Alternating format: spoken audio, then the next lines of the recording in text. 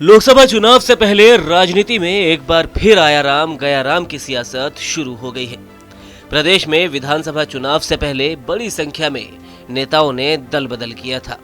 उस वक्त कांग्रेस का एक बड़ा चेहरा रही ज्योति मिर्धा ने भी बीजेपी का दामन थाम लिया था, जिसके बाद ज्योति मिर्धा ने कांग्रेस पर जमकर आरोप भी लगाए थे। अब लोकसभा चुनाव से पहले भी कांग्रेस के कई कद्दावर नेता बीजेपी का दामन थाम चुके हैं। फिर चाहे वो राहुल गांधी के करीबी माने जाने वाले महेंद्रजीत सिंह मालविया हो या फिर हाल ही में बड़ी संख्या में गए वो नेता जो गहलोत के करीबी माने जाते थे। अब एक बार फिर चर्चा है कि कांग्रेस के एक बड़े नेता जल्द ही घर वापसी कर सकते हैं।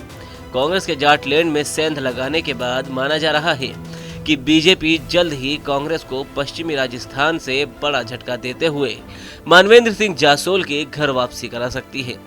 मानवेंद्र सिंह पहले बीजेपी का ही हिस्सा हुआ करते थे, मगर 2014 के लोकसभा चुनाव में उनके पिता जसवंत सिंह जासोल का टिकट कटने के चलते वो बीजेपी से बाहर हो गए।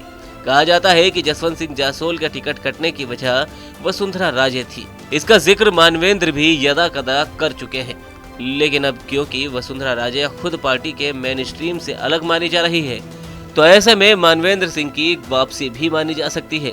मानवेंद्र सिंह ने जब कांग्रेस ज्वाइन की थी तब पायलट का दौर था। 2018 में जब उन्होंने कांग्रेस ज्वाइन की तो उनका पहला चुनाव हुआ वसुंधरा राजे के खिलाफ, जहां उन्हें हार का सामना करना पड़ा।